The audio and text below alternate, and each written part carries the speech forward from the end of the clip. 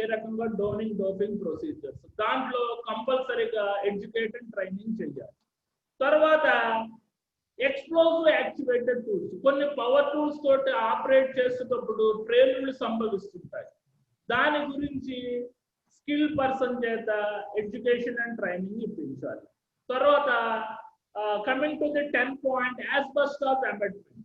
Asbestos amendment అంటే మీకు dust silicon plant లో పనిచేస్తుంటారు కదా, ఏ రకమైన సేఫ్టీ ప్రికాషన్స్ తీసుకొని వర్క్ చేయాలి, లేకపోతే they will seize the lungs because of the silica dust particles. Just that in industry దాంట్లో పనిచేసేటోళ్ళకి ఎడ్యుకేషన్ అండ్ ట్రైనింగ్ ఇవ్వాలి. Number 11th point is confined space entry. Confined space means it is a hollow place, should be located below ground, above ground or on the ground. అంటే ఇది ఒక సొరంగం లాంటి ప్రదేశం, below ground లోనే ఉండొచ్చు, above ground లోనే ఉండొచ్చు, ఆన్ ది గ్రౌండ్ లోనే ఉండొచ్చు. చాలా ఇంపార్టెంట్ చాప్టర్ ఇది. కన్ఫైన్డ్ స్పేస్ ఎంట్రీ అనేది మీకు ఆల్మోస్ట్ IS 102, 102 లో ఉంటది, 107 లో ఉంటది.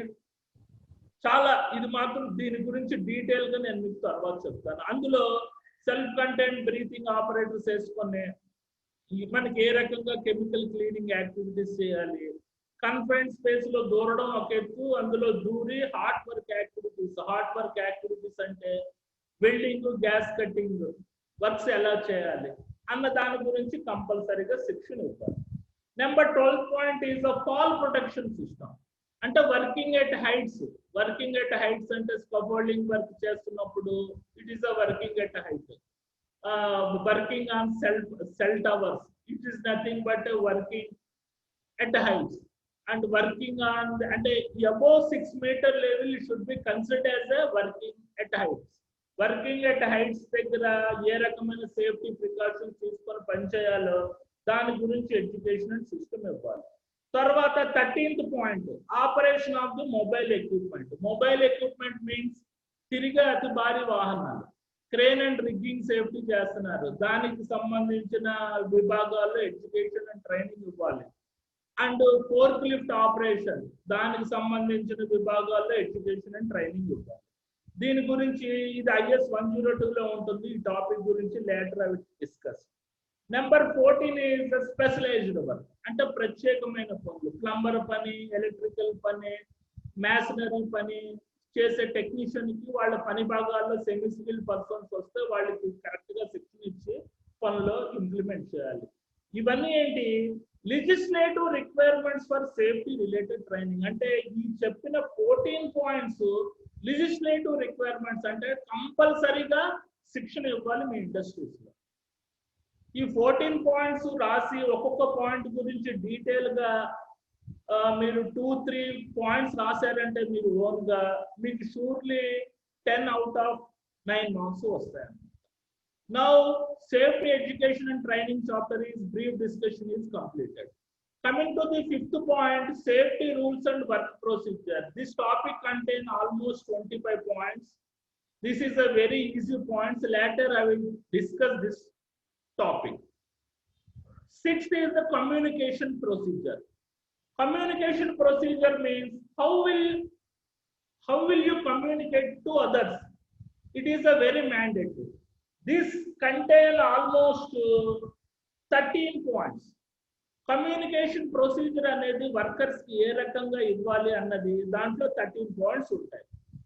కమ్యూనికేషన్ దేని ద్వారా ఇవ్వచ్చు, త్రూ సెమినార్స్ అండ్ కాన్ఫరెన్స్ ద్వారా కమ్యూనికేషన్ ప్రొవైడ్ చేయొచ్చు. ఫస్ట్ పాయింట్ ఇది. జనరల్ సేఫ్టీ మీటింగ్స్ ద్వారా కమ్యూనికేషన్ ప్రొవైడ్ చేయొచ్చు. We have to communicate through toolbox meeting. We have to communicate through project related meetings. We have to communicate through individual work coaching. We have to communicate through posting warning sign. We have to communicate through safe work procedure. We have to communicate through departmental occupational health and safety program manuals ద్వారా communicate చేయాలి. We have to communicate through WHMS, workplace hazardous material information system. We have to communicate through tool and equipment manuals. కొత్తగా equipments వచ్చాయి, కొత్తగా మనకి equipments Germany నుంచి తెప్పించిన తర్వాత దాన్ని ఎలాగ ఆపరేట్ చేయాలి, ఎలాగ సేఫ్ మోడ్ ఆపరేట్ చేస్తూ మాక్సిమం ప్రొడక్షన్ అన్నది తీయాలన్నది ఎక్విప్మెంట్ సంబంధించిన మాన్యువల్ ఉంటుంది. అది క్లియర్ గా చదివిన తర్వాత మనం ఆపరేట్ చేయాలి. ఎగ్జాంపుల్ మనం ఏదైనా 2 వీలర్ 4 వీలర్ కొనుక్కుంటాం, దానికి కూడా ఆపరేటింగ్ మాన్యువల్ ఇస్తాడు. ఆ ఆపరేటింగ్ మాన్యువల్ లో ఉన్న ఇన్స్ట్రక్షన్స్ అన్ని చదివి మనం ఆపరేట్ చేయాలి. మనం చెయ్యం, ఇష్టం వచ్చినట్టు రైడ్ చేస్తాం. Okay, coming to the 11th point is safety posters. 13th point is we have to communicate through newsletters. ఈ 13 points రాసి దీని గురించి డీటెయిల్ గా మీరు పాయింట్ టు పాయింట్ ఎక్స్ప్లెయిన్ చేశారంటే you will get surely 10 out of 8. Next, 7th chapter, accident and incident investigation. What is the accident? What is the incident?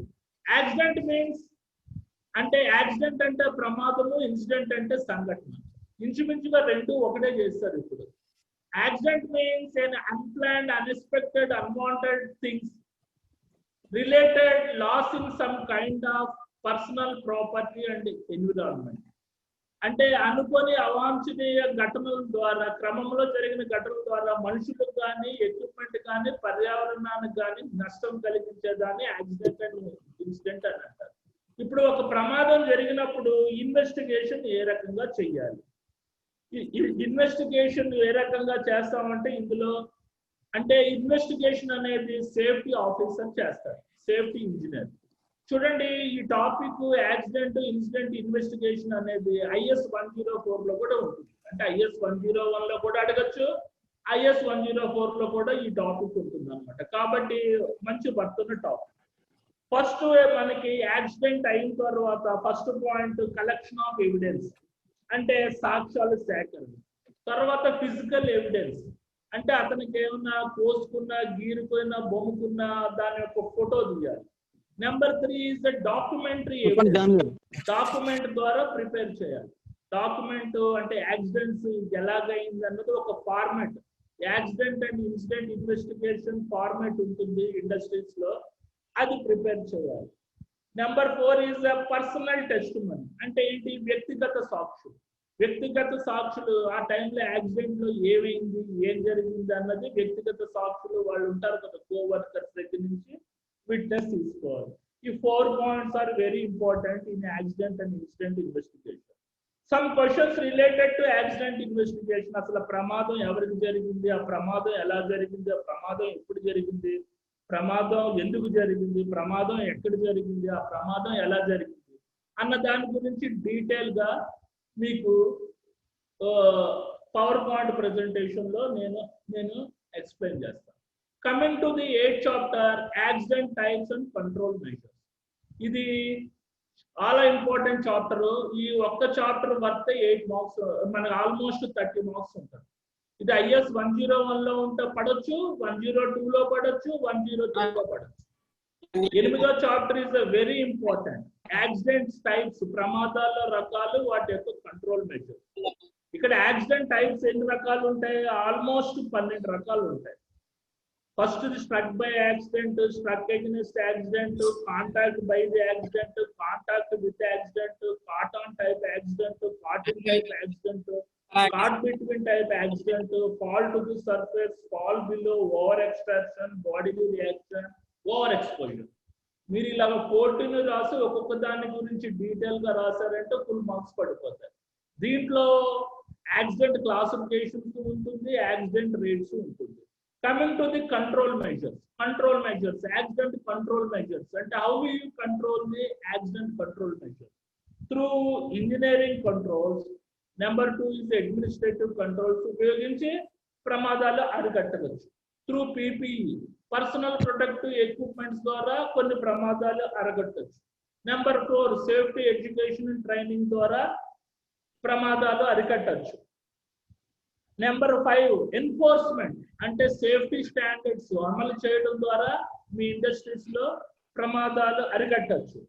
ఎంతోసియాజం, ఉత్సాహం చూపించడం ద్వారా, అంటే వర్కర్స్ దగ్గర ఉంటుంది అనమాట. ఇది మనకి ఎన్నో తెలియని విషయాలు వర్కర్స్ దగ్గర నుంచి ఫీడ్బ్యాక్ తీసుకొని ఆ ప్రమాదం ఏంటి, ఆ హజార్డ్ ఏంటి అన్నది మనం ఎగ్జామిన్ చేసి దాన్ని రెక్టిఫై చేయొచ్చు.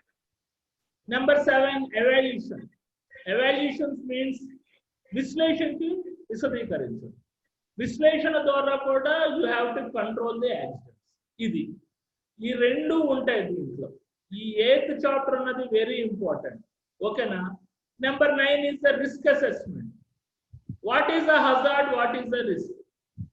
Hazard is anything or something potential to cause harm to personal property and environment is called hazard. What is the risk?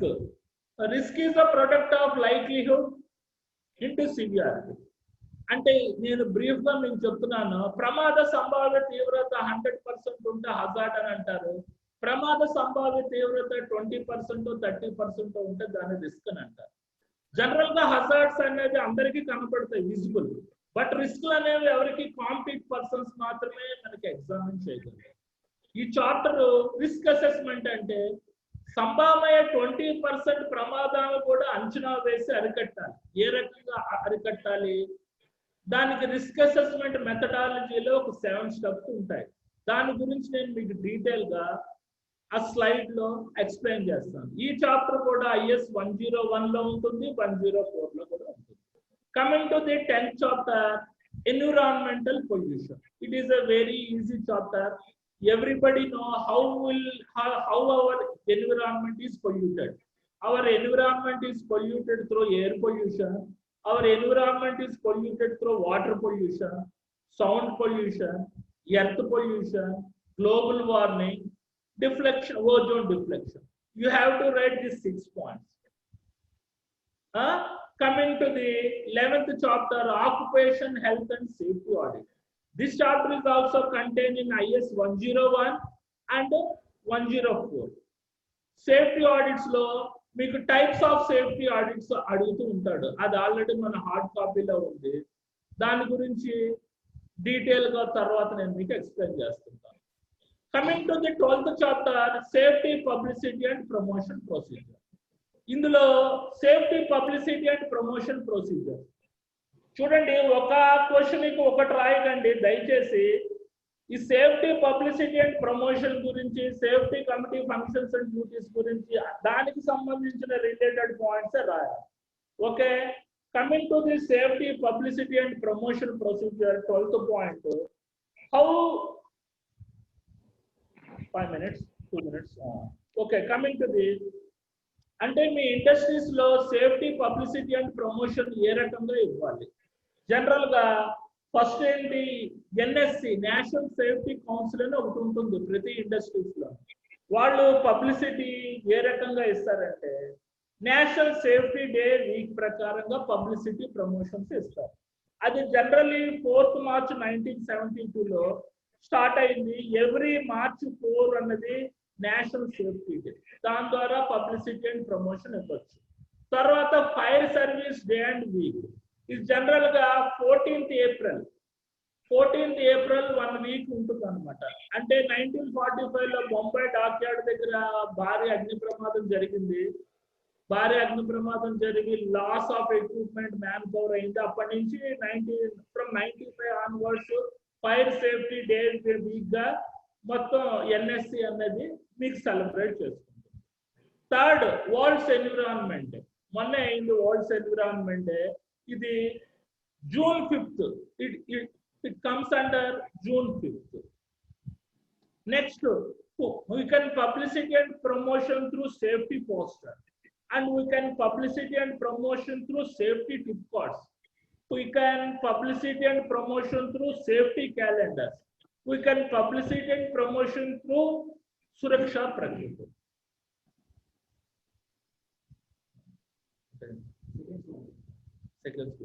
Okay, coming to the 13th topic, accident causation models. This topic I will explain in later.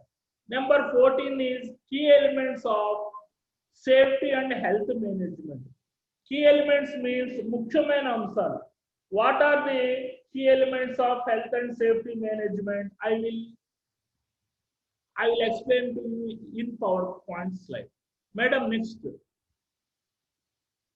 Madam, next.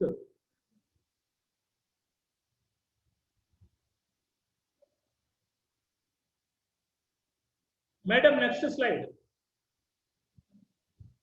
Okay. Now coming to the first chapter, health, safety and environment and community policy. This is also called HSCC policy. Health, safety, environment, community. What is the management responsibilities towards health, safety, environment and community? విధానాలు ఏంటి? Fast track లో చెప్తా. Next madam, our commitments we are committed. ఇది first point అన్నమాట. Hour commitments అంటే management యొక్క చిత్తశుద్ధి, responsibilities ఏంటి?